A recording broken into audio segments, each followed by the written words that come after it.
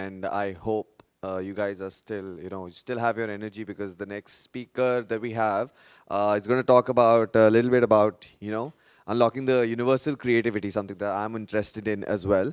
We're going to talk, I'll just introduce the speaker first. Our speaker is Maestro Stevens. He's the founder of Iconic Expressions and has 8+ years of experience in marketing strategy, brand strategy, and project management.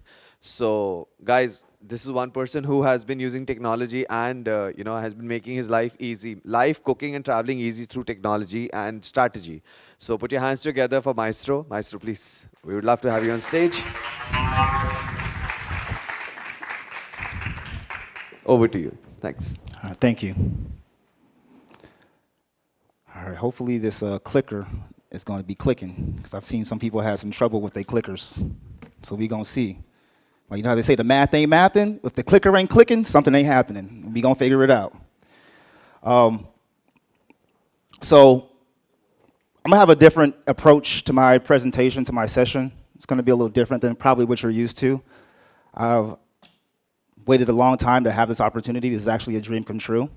I want to throw some shout outs first, because how can we talk about inclusivity without including the people that matter? Does that make sense? Okay. So real quickly, I want to give a shout out first of all to WordPress, WordCamp Asia, organizers, O'Neill, if you're in here, if you're not in here, you've been holding it down, thank you. Some notable mentions, Destiny, Cocomatic, and Automatic. They are a big part of the reason why I'm here. They helped me get here, so I have to thank her, I have to thank them for so much. The Cadence crew, have client partners, Royalty on the Lake, Alicia, Nick, Claire Canvas, Itar and Bernard for showing me a great time last night. It was nice.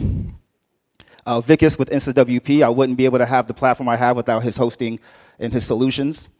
The Jacksons, the Daves, the Shorters, the founders, Matt Mullenweg and Mike Little. And I'm saying Mike Little because a lot of people don't know his name and know he is a founder of WordPress and is from the African diaspora. So we're going to give a round of applause for that. Can we give a round of applause for that?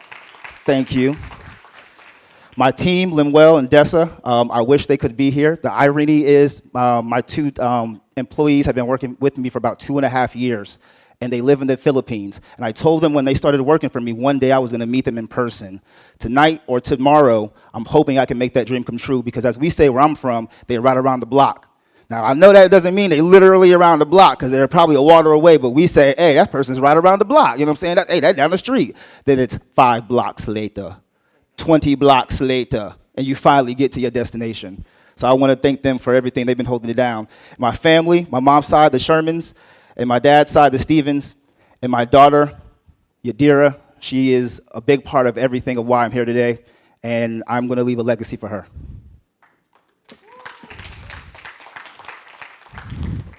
All right, so let's get into it. I'm going to move pretty quickly because I've heard I got some cue cards, and, I got to be quick, and they got to wrap it up real fast. So we're going to move quick through this and then get to some QA, because I think that you all might want to ask some questions. So a little bit about our story with Iconic Templates. I know they said Iconic Expressions, but we're here today for Iconic Templates. At Iconic Templates, we're not just developing templates, we're building technology-empowered community for creative minds across the globe. IT, short for Iconic Templates. You're going to hear IT a lot, so get used to it. Stands as a beacon for affordability, uniqueness, and inclusiveness, tailored for the BIPOC community, reinforcing our commitment to a more diverse creative world. And this is just a short timeline of events that we've had over the years, where I started the agency, the parent company, back in 2015.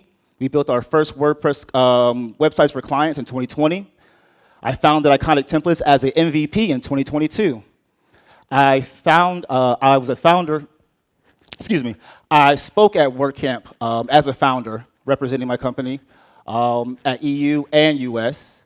And in 2024, this year, we rebranded and relaunched. Now, here's one thing that I'm real curious, a little trivia. I kind of did this off the cusp, and it came last night when I was talking to a couple brothers and some sisters. And I'm betting that most people can't answer this question. If you already know the answer, because I've told you, you don't count, you don't get it. But I will get you a drink on the speaker after party, excuse me, not speaker after party, but the after party. We just had the after party the other day, and it was nice. But at the after party, and I want to know, basically, you just tell me after the session, there's been 3 people that have spoken at all 3 WordCamps in a row, since WordCamp Europe, WordCamp US, and WordCamp Asia. I am one of those. There's 2 more. If you know the other 2, after the session, tell me who it is, and I owe you 1 round. Maybe 2 if you're lucky.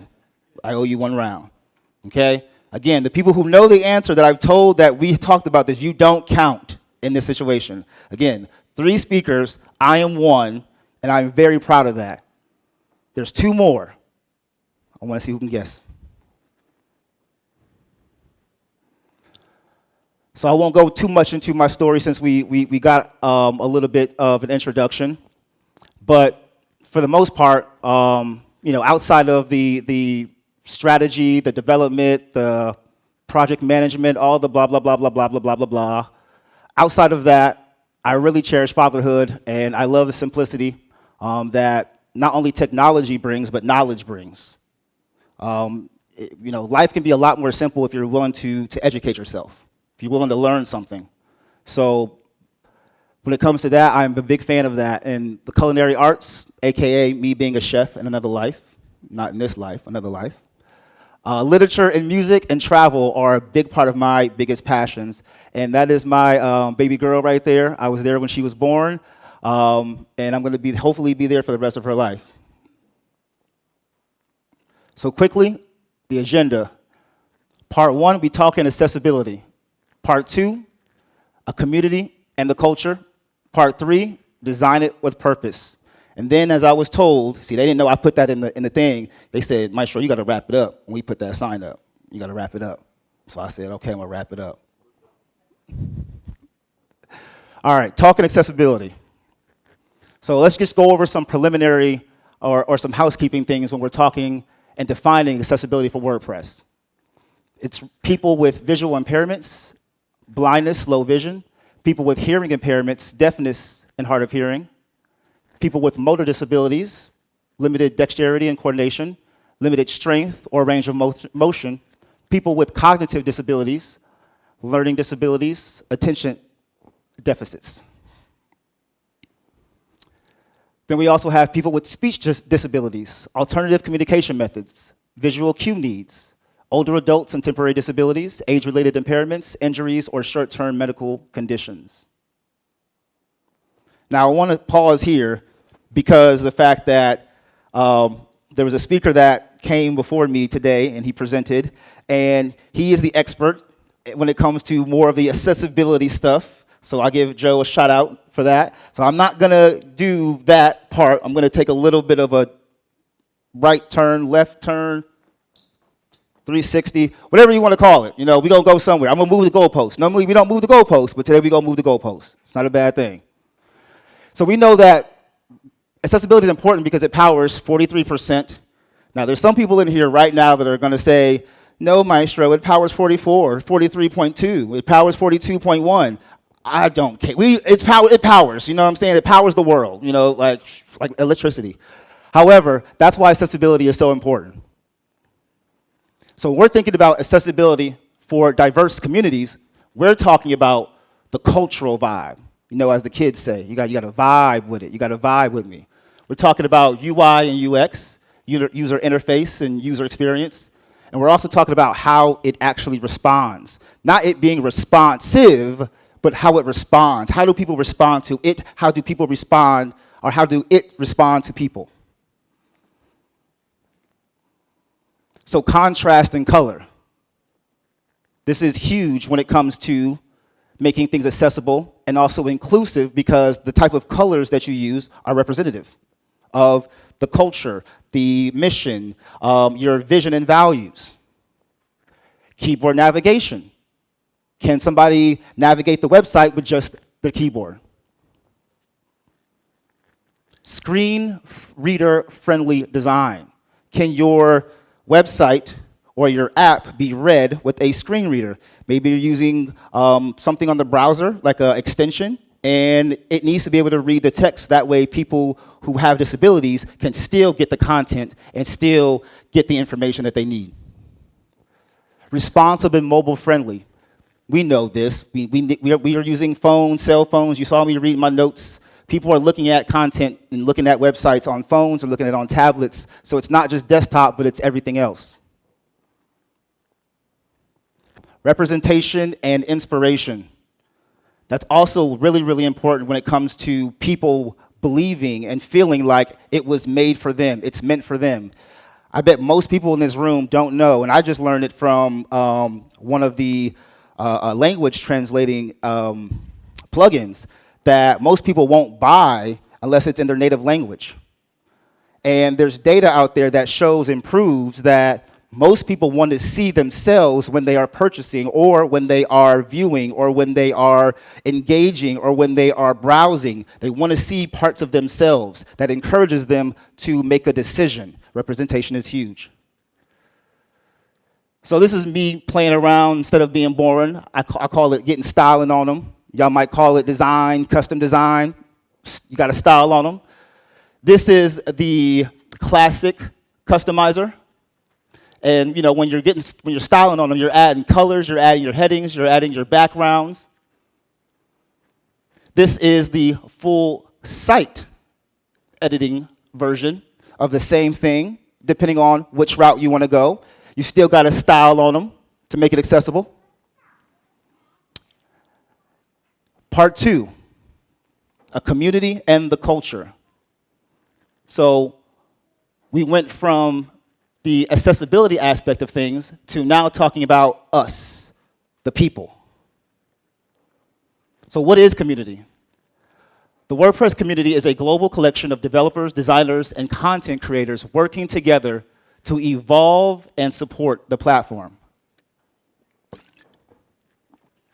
Why is community and culture important to iconic templates?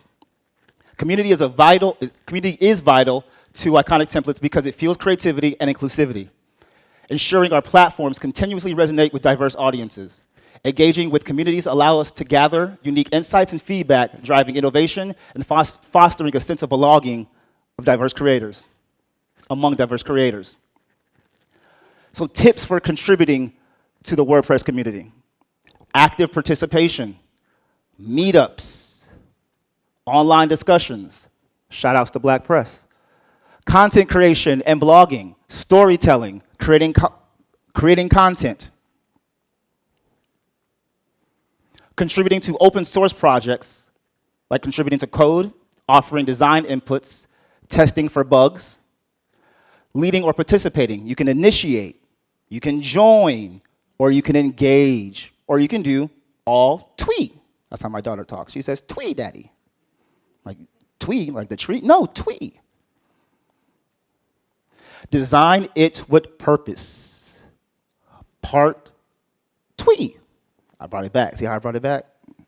Oh, y'all not with me. See, I'm warming up. Y'all don't understand. When I do presentations, I start off slow. Then we just keep climbing and climbing and climbing until I get y'all cracking up.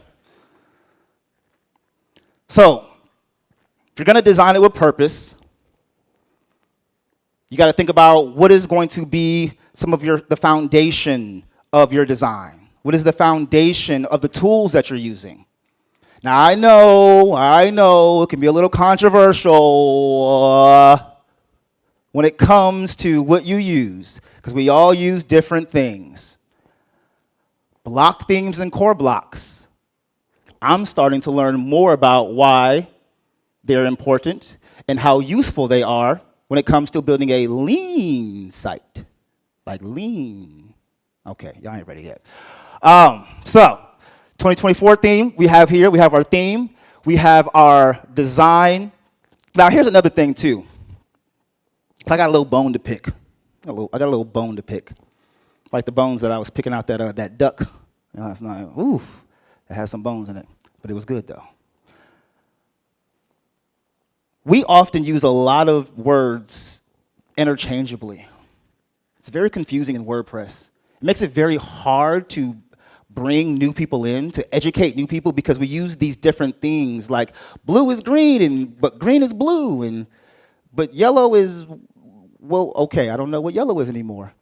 And it's that thing where, yes, you see the word design, but it's still the customizer at the end of the day. And if you're using something different, you'll see that you'll see different words meaning the same thing. And I'm noticing some brands and some companies are starting to make things easier, such as the word block patterns. They're starting to incorporate WordPress's terminology and not so much use their own terminology. And that does make things easier. And we have our core blocks as well, too.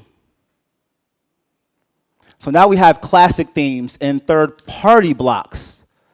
And that's why this looks different, because you're going to see a different user interface depending on what direction, what pathway you take. So you can start off with some type of classic theme. You can use something like a Cadence or Astra. And then you're going to see, once again, it says you are now customizing WordPress. You don't see the word design in here, but it's the same thing. And then we have blocks. So you can use third-party blocks to add more advanced functionality to your website if the core blocks themselves is not enough for your needs. And last but not least, we have the old tried and true page builders and widgets. So page builders such as Elementor. Now, once again, terminology. It says design system. It's still design, still the customizer. They're just using a different terminology. And you can see the theme style. And then instead of calling it blocks, they call their widgets. It's all the same thing. So now do you understand what I mean by terminology versus definition versus actuality? Sometimes you could be using words and using different things, but they all mean the same thing. It just depends on what you're using. And these are three of the main pathways that people usually take when they're thinking about design. So develop it with inclusive design. Representation. I just mentioned that earlier, just to give you guys a little hint and plant a seed. Diverse imagery, inclusive narratives, and authenticity. I can't tell you how important that is. It's so important. And I want to make sure I'm doing good with time, so I'm keeping my eye on the ball. I'm looking. But for me, this was what inspired me to even want to think about including different cultures, including people that are black and brown, or people who are from countries or continents like Asia, countries like Taiwan, including people in the Middle East. It's because I did not see myself on a lot of templates for a long time. I didn't see people that looked like me.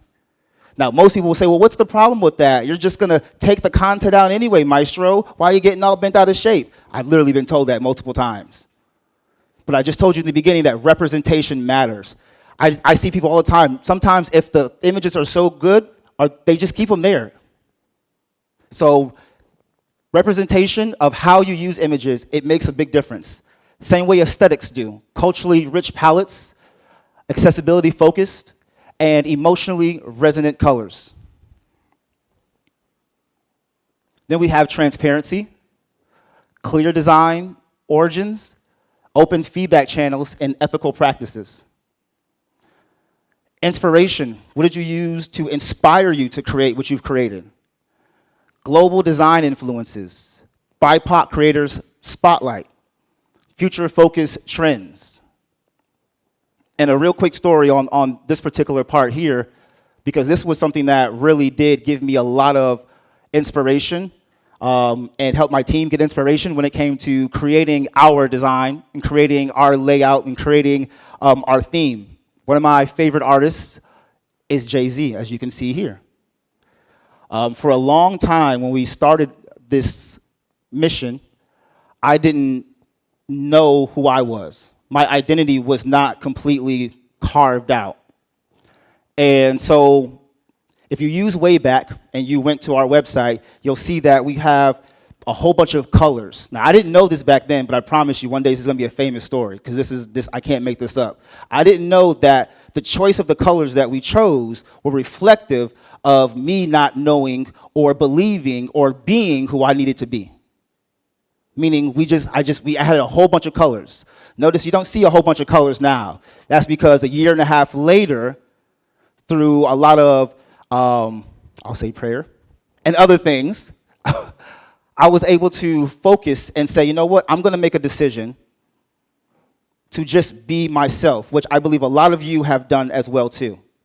And Jay-Z's album, The Blueprint, and it just came to me in a dream, literally a eureka moment. A year and a half later, I thought, you know, I'm a blueprint. People who are being modeled by other people, they're blueprints. You're a template. If you've done something in your life that somebody else is modeling from you, you're a template. You're a blueprint. So when I thought about that, and I'm like, well, what is my favorite artist? Oh, The Blueprint. And so I took that inspiration and we just started playing around with it. And literally the word blue has, it's a solid color, solidarity in many ways. And blue also has some other meanings, but I just thought it was something that it came as a epiphany, if you will. So use those things when it comes to giving yourself inspiration. I said it was going to be quick. So we're going to wrap it up. Look, I made the job easy, didn't I? You're like, you making my job too easy for me now, huh? But I did this because, like I said, I wanted to give you all the opportunity to give me some feedback and ask questions, because I saw some places that people didn't have enough time to do a Q&A session, and I felt bad for that. So I said, well, let me just get through the presentation in a way where you can get the slides. I believe the slides are going to be available. No, I don't have them like Joe did with the whole fancy QR code thing. You know, I'm not that accessible yet when it comes to that stuff. I'm going to get there, though. But I want to thank you guys. If you want to check out the site to see if we are really inclusive and accessible, and you want to test our might, check things out, you can use the QR code here. Again, it doesn't lead to the slides. We're going to do that next time. Slide to the left, slide to the right, reverse. Y'all don't know nothing about that, huh? Maybe I'm not in the wrong place. You got to do a little shimmy. All right. So I guess do we have time? Do we have time for you, or am I out of time? I'm a little sarcastic sometimes, but I'm just, she's like, you got some time. You got enough time. So, yeah. How do we want to do it?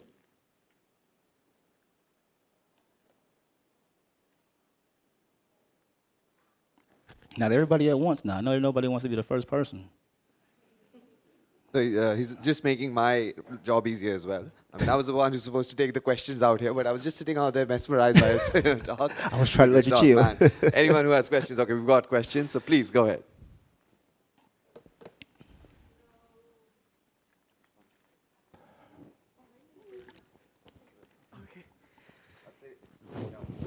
Hello. I just say ladies first, but both of you are ladies. So Oh. please. Thank you for the talk, Maestro. I wanted to ask you if you had maybe an example story of maybe a customer you worked with where you took them from, maybe not knowing their vision and understanding what they needed and applying your tools and knowledge to, what their needs and getting them where they needed to be. So basically how maybe an example of a customer was taken from A to B, kind of with a process. Is that what you're asking in a way? Yeah, of like getting into like, what is my story? Who am I? Like, and then how do I reflect that into my site? And Good question. Well, I know that I was hinting at it in certain ways because this is not necessarily about design itself or branding itself, but I was striving to plant the seed that the only reason why we got to where we got to, and what I do with my customers, in the beginning when I was shouting out a couple of my client partners and clients, they're the people that I was mentioning intentionally because I help get them from A to B. And we always start with branding. We always start with your how do I call them? Kind of like your qualitative factors of your business or your brand. What's your mission? What's your values? What do you believe in? Where do you want to be? And then what is your target audience? Who are your customers? the client that I mentioned, Royalty on the Lake, we were able to help her and her nonprofit get to a point to where she had a vision and she didn't understand exactly what it looked like on paper. Because you know how we be thinking things, but yet we don't know what it actually is going to be. And when you go through a process of branding, like brand strategy and brand identity, these are terms that I'm sure most people in this room are very aware of, but when you go through those stages, you rarely have to do a lot of, how can I say, kind of faking it till you're making it or figuring things out, because now you have actual data to back up your theory, to back up your assumptions. You actually have documentation. You actually have plans. When you combine those things and you combine your elements of your brand, it makes the design, it makes your website so much better in so many ways, because now you're unique. You stand out. You don't look like everybody else. As well as it makes your team more empowered and more confident. And that's something that I think that it's very important that when you're thinking about all of this stuff, if you're not going through a process of, I need to write down who am I, where am I, what do I want to be, what position, your website is not going to get to the point where you're designing it or you're thinking about it for others. And so, like I said, my previous, or my current customer, not customer, but current client, they are in we're past the branding stage, so now we're getting ready to go into the website stage. And we're only going to the website stage because they signed off on the branding stage, if that makes any sense. So good question, Destiny, thank you. Hi, I liked your comment about sort of seeing more images of oneself, because I'm an overseas Asian living in European countries, and actually that is something that's quite remarkable, because the moment you see an image, you really immediately resonate. And I wanted to ask you, as designers, as content developers, how could we push more of that? And I know, for instance, as you say, there's so many websites that can offer free images or images that are contributed, but how do we engage more people to build up that sort of kind of critical mass and encourage people to sort of be more diverse and versatile in that sense? And are you referring to people doing it on their own websites? Yeah. I think it takes talks like this. Like, to be honest, we need talks like this. We need more talks like this. The reason why I kept, picking on in a friendly way, but Joe, when it came to because his talks, as he's traveled so much, he's done so much with accessibility that most people wouldn't have the same type of insight, if it wasn't for people like him and Michelle, that were able to help build these opportunities and bridges. So I think that it starts with people talking about it, on a major level, but also to be 100% honest and transparency, because transparency was a big part of my talk. Sometimes I'm overly transparent. I'm learning. I got to hold that back, because I hate when people use things against me, if that makes any sense. But the reality is that we have to have conversations, and we have to understand our tribe and our communities.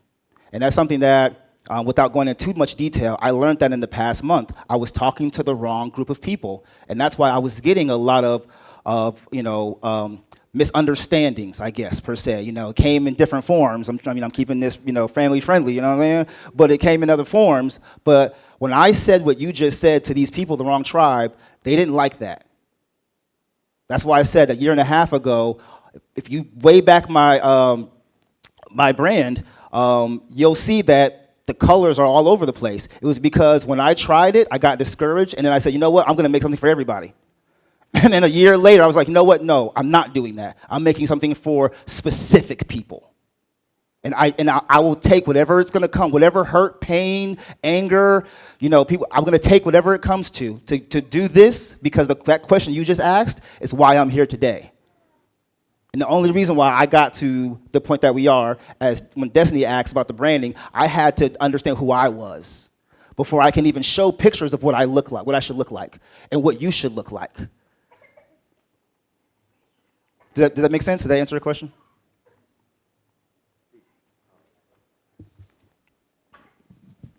Hey, Maestro. Thanks for the great presentation. You talked about going from version 1 to version 2, but during your presentation, you showed full site editing, you showed page builder. Are your templates available in all three of those formats? Or can you talk a little bit about how do people access your templates and use them in those different environments? Good question. They are currently only available in the classic format, if you're talking about the three that I mentioned. Right now, we are looking to transition. So one thing that we did, and let me know if time is okay.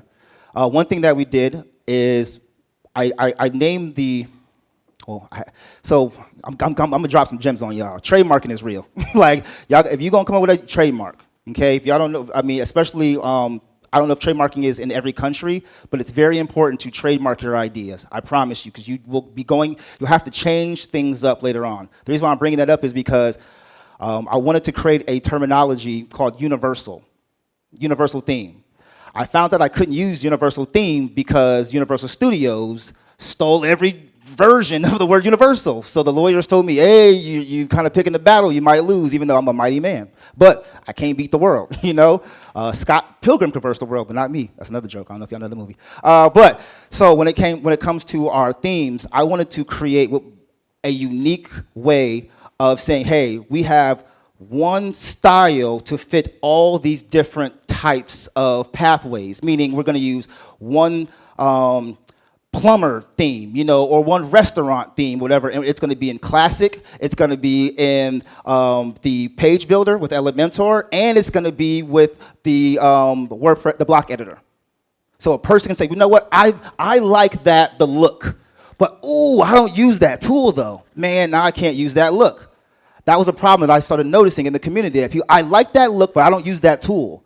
And I didn't see anybody that's making the same look with multiple tools. So I was like, let's call it Universal Template Themes. So I ended up having to switch the name out, switch the name because of that. That's why I said the Universal story to give a little context to why I changed the name. So the whole theme of the theme, a little wordplay for y'all. The whole theme of the theme was Universal Template Theme and Universal Template Libraries is because we're also creating forms. We're creating block patterns. We're creating automations, emails, and we're doing it with multiple plugins. It's the same email, the same styles, but it's with this plugin and this plugin and this plugin. That's a lot of work, but I believe it's worth it because if somebody says, I like what that looks like, I want to use it, but I don't have that tool, well, what do? You can't use it. So unless we provide opportunities, that's my other kind of way of being accessible, making things accessible, if that makes sense.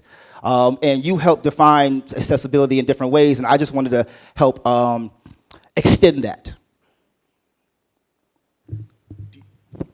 Can you take a follow-up? Have you seen any trends in terms of what people want?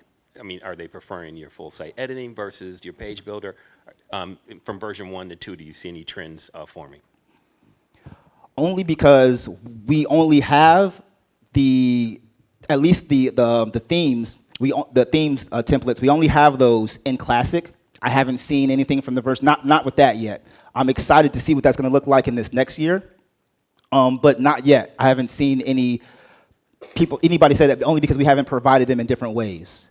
But to answer your previous questions about how to access them, that was the main reason why I said, hey, if you want to use the QR, again, I'm not as fancy as you with the QR code with the slides, but hey, the QR code, go to the site, and that's how you should access them. If it's not easy for you to access, then we have a problem. Like you're the test for me. If you went to the site and you can't figure out how to access our templates, now I got to figure something else out. We have a problem. So I want to use that to learn. Does that answer the first one and the second one? Okay. Any other questions, please? Okay, I'll just ask the last question from me. Since being so, you've been working on strategies all along. You've been working on marketing. You've been working on branding. Is there a golden rule for every industry that you might follow while talking to your clients? That you've been getting clients from different industries, of course. Has there been a golden rule that okay, fine, this is how I would approach? You just get into the brain of the person, understand what they have to ask. But is there some sort of again, I'll use the word template, where you can actually access the person's mind and then just understand what it is, or is it different from for every industry, the strategy bit? Is it different for every industry? I would say that we should all have some sort of process. All of us, including myself, including you. Now, that process needs to be flexible because sometimes you gotta, you know what I'm saying? You gotta get down. I dare somebody to challenge me on the dance floor for the after party. I dare you. Anybody in here? But that's why I know somebody in here got some, you know what I'm saying? But to your point, yeah, I definitely would say that process is a template. It should be a template, and you should be able to apply it. I've applied it to my clients, and we've applied it to our templates and our themes for our customers, so they can have also access of my brain without, using up my time. You know what I'm saying? Sometimes, you know what I'm saying? You know what I'm saying? All right. So that's why I was like, hey, we all need the opportunity to have a process or a starting point, and that's what a template is. So I use that with all of my clients. But then I adjust to their personality. I adjust to their preferences. I always tell my clients, we have to have a balance of your preferences, like what you like, versus it is what it is. That's another term we use. Hey, it is what it is. It ain't, you know what I'm saying? I can't go through it.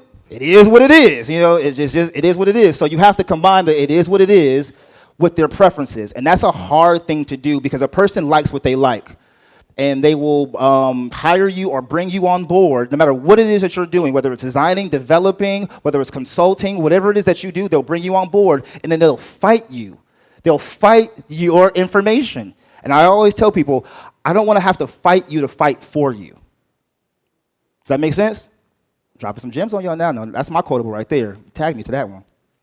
But yeah. Hey guys, you should actually use that. You don't fight them to fight for them. That's right, yeah. So that's what I'm saying, that the process and the template you want to use, but they'll start fighting you with your process and template, but then they also want you to help them get from point A to point B. And it's like, well, yo, if I'm going to get in this vehicle with you, I like to use metaphors. I'm in the vehicle, you're in the vehicle, I'm driving, right? You're here. If you're in the Safari or you're in other places, they have wheels on both sides sometimes. Sometimes they even have on both sides. So I'm guiding you, but sometimes I'm gonna let the wheel go, and you gotta you gotta steer me. You gotta give me some directions because I can't bring your vision out for you. Now that's the part when they get nervous. Oh, I gotta drive? Yes, I cannot bring your vision out for you. You gotta steer sometime. So that's the tug and pull, if that makes any sense. Thank you so much. Any other questions, guys? Okay, one last question for the evening.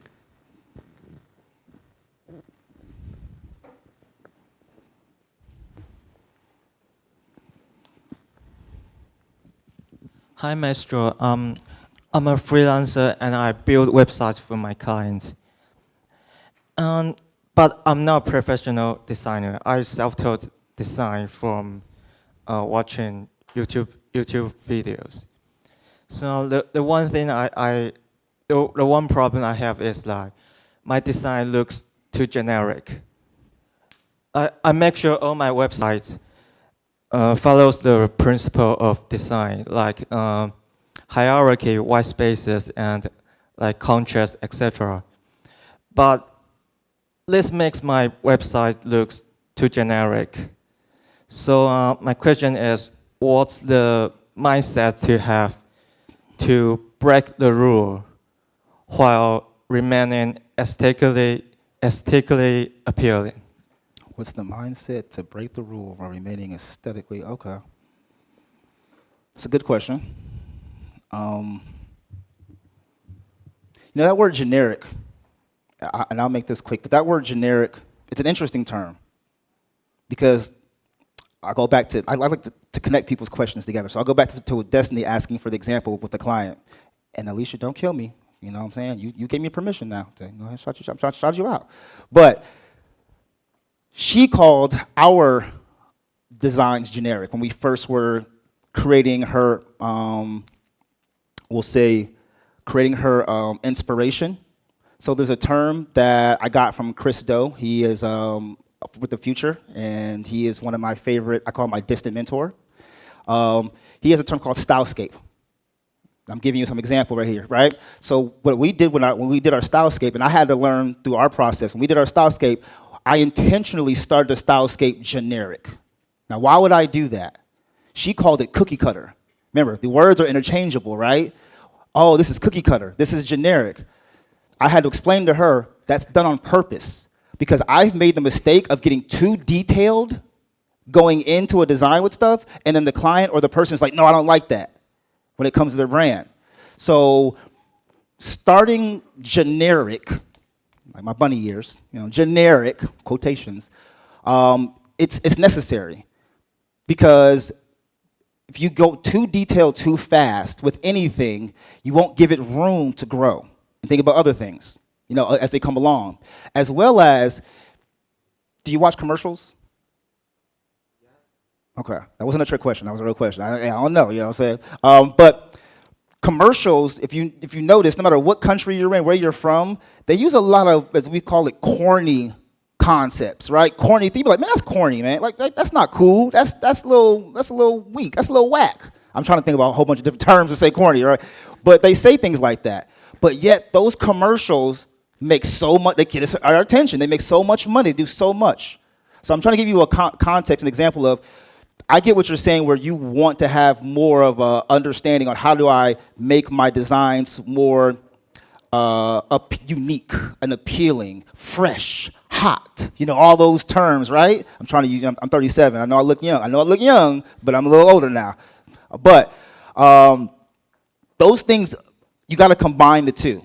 Because if you play too much outside the rules, like you say, sound like I want to do the fundamentals. Practice the fundamentals, then practice the fundamentals, but then play with everything else. Make it your playground. I think in WordPress, because I know we got developers and designers here, I'm trying to bridge the gap between us all, but in WordPress there's a term called sandbox, right? You sandbox site. You bring up another site, I like to call it playground.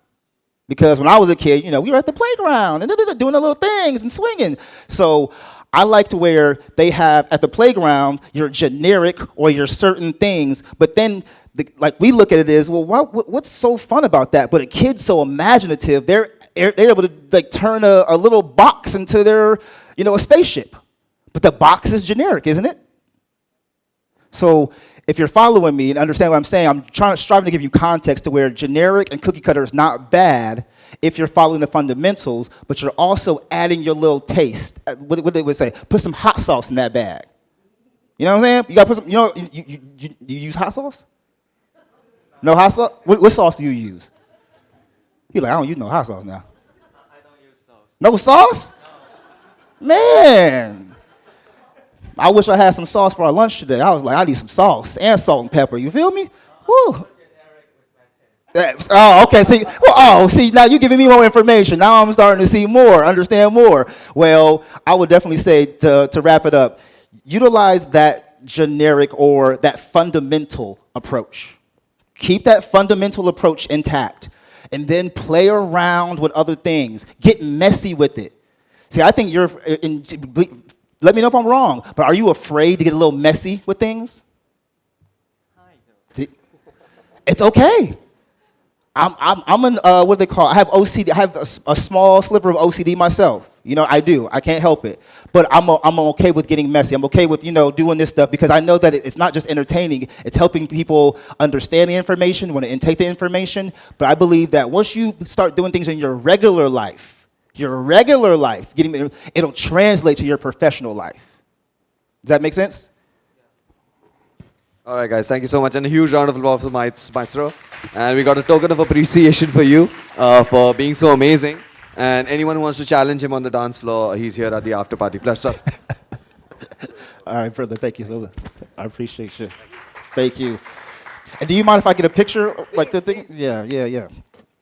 I never get one of these, and I said one day I'm gonna do this because I see all the famous celebrities and people do it. I'm gonna do it one day. I don't care. Just raise your hand and just show the enthusiasm to my Look, wave your hands in the air like you just don't care. I'm just joking. All right, I'll count to 3 and we'll make it quick. And it's 5:45, which means I'm on time. Interesting. All right. Let me do it backward here. Let me get the wide. Let me get the. I wish I had the wide. Let's see. Can I get? No,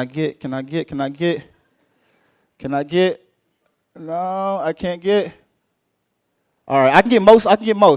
All right, and count 3. We're gonna do WordPress, and you gotta say it like that.